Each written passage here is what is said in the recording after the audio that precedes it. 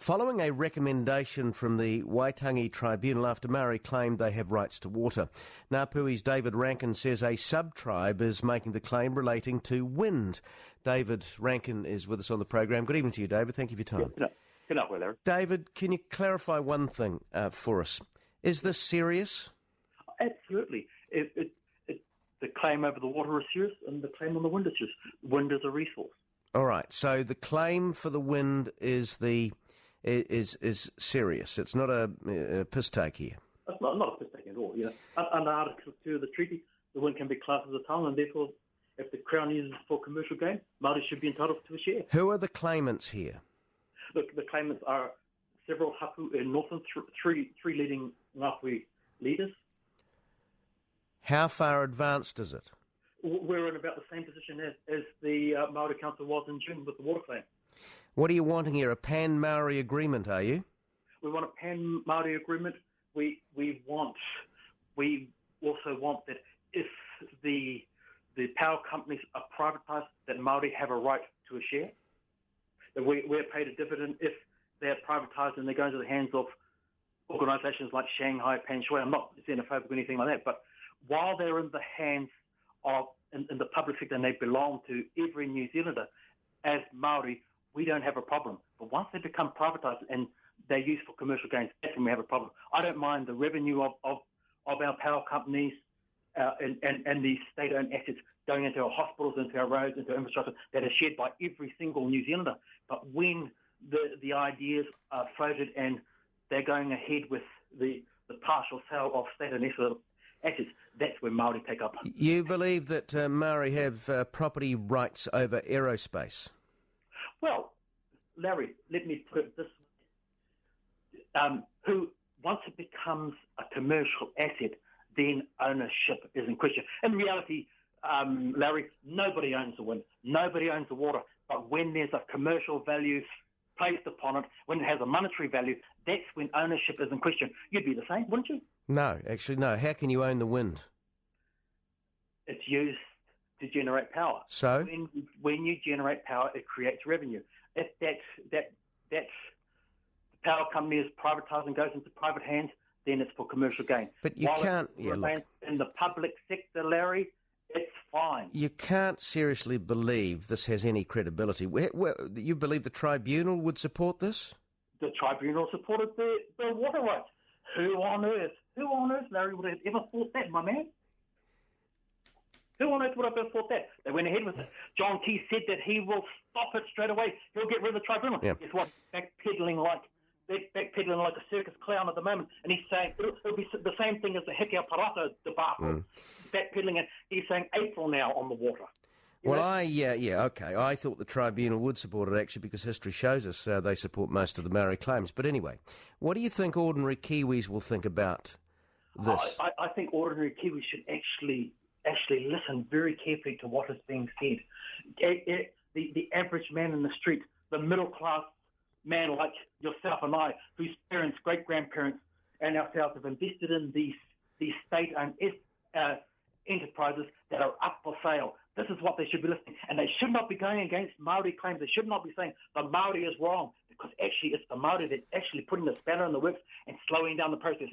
You know, if you sell your family silver, Larry, I'll say this to you now and once only. If you sell your family silver, if you sell your family home and you could become a renter, you have nothing. What happens... all right, okay. That's it. If you sell your state-owned assets, we as New Zealanders have nothing. Yeah. Can we move on to the wind, David? David, can we move on to the wind? What happens if a farmer puts some wind turbines on his property? If it's for non-commercial gain, not a problem. But when it goes into the hands of some Chinese investor, and remember, Larry, I'm not xenophobic.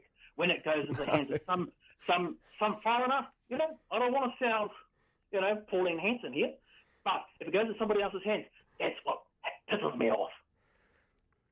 And that's what annoys every Maori in this country, and that's what annoys the average person in the street. So, well, hold on. I asked you the question, what do you think ordinary Kiwis will think of this? Do you think that they'll think that, these treaty claims are out of control, that this is just greed run wild? What do you think they'll be thinking?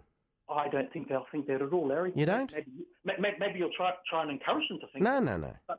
But at the end of the day, what I have to say is this, is that if the average Kiwi in the street, listen very carefully, the average Kiwi that every little lunch bar, at the water cooler every day, every Kiwi is saying, we don't want state-owned assets sold.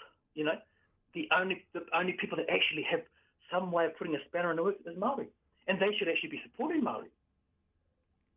It's not about spiritual relationship with the wind, is it? Not at all, Kevin. You're trying to class me as some form of Pākehā hippie that, you know, is in the seventh pot-smoking hippie. You know, I'm not into that PC carry-on. I'm not into all that kind of tree-hugging stuff. At the end of the day, I'm a successful man. I make money. I run a business properly. And I understand the commercial world. But I'm not into that kind of carry-on. But what I'm into is actually not allowing the silverware to be sold underneath us as New Zealanders. But in your press release, you say traditionally the wind was regarded as a deity in Maori society, and Maori do not consider the Crown have the right to use it without Maori consent. Let me put it this way, Larry. When you're dealing with those born-again PC Pākehās or those tribunal people, you know, they live in that airy-fairy world. So if you've got to negotiate with them, that's how you talk. When I'm talking man-to-man to you, Larry, I'm talking a commercial deal, I'll talk tough. I'll talk like a Chinaman. I'll talk like an Indian. I'll talk like a hard-line Yugoslavian, because that's what makes success, is no bullshit. But when you're dealing with that crew that actually has destroyed our society, that's taken away our rights and privileges by actually, you know, making us soft, weakening our society, then I have to talk like that with them, because that's what they are. Tell me, where does the treaty say that Maori own the wind? Article 2, Larry. Article 2. The wind can be classed as a taonga because it has some form of commercial value. Does it say that, does it? Hey. You see, taonga, it's not about the spiritual relationship, it's all about the money. See, the thing with me, with you, Dave, is, look, I don't understand why you would support this, because you've always given me the impression that you see through all of this rubbish, that Maori, like everybody else, has to stand up and make their way in the world, but you seem to have changed. I still see the world the same way as people that actually get up every morning and go to work 7 days a week to actually be successful, you know, educate their children to be advanced.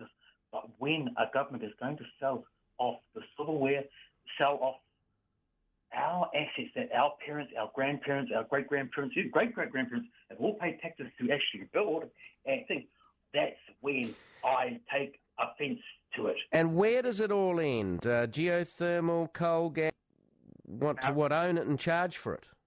Well, who would you rather see it in the hands of? You know, if you give it back to Maori in 10 years' time, all the money that they've given back will be back in our hands. If you sell it to Shanghai Pan Shui or something, you're getting wrapped up in the Chinese and the dairy farm. What about solar power? Would you be able to claim that as well? Hey, you're giving me an idea there, Larry. Yeah. All right. Good night. Thanks, David. Yeah, that is David Rankin, Ngā Pui spokesman. News Talk ZB. It is now 5:16.